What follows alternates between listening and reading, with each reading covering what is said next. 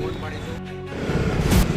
આપણા વચ્ચે ભારત માતાના એક સૈનિક અત્યારે હાજર છે, એમને હું વિનંતી કરું છું કે માર્ગદર્શન માટે એ બે શબ્દ બોલે।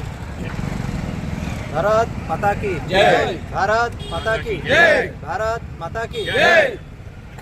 આજે રાષ્ટ્ર હિન્દુ સંઘના તરફથી જે આપણા પુલવામામાં જે શહીદ થયા એ જવાનો માટે જે શ્રદ્ધાંજલિ રૂપે જે પ્રોગ્રામ રાખવામાં આવ્યો હતો, એ પ્રોગ્રામમાં મને આજે બોલવાનો અવસર આપ્યો એ બદલ હું આ રાષ્ટ્ર હિન્દુ સંઘને ખૂબ ખૂબ અભિનંદન પાઠવું છું। અને બીજું કે આજે આપણા દેશના જે જવાનો શહીદ થયા છે એના માટે આટલી શ્રદ્ધાથી જે પ્રોગ્રામ રાખો છો એના માટે હું આજે દિલથી બહુ ખુશી અનુભવું છું। અને આવી જ રીતના દેશ અમે તો દેશની માટે સેવા કરતા જ રહીશું, પણ તમે આવી રીતના દેશના સૈનિકો માટે આવી રીતના પ્રોગ્રામ રાખો છો તો અમારે પણ સીનો એકદમ ગર્વથી ઊંચો થઈ જાય છે।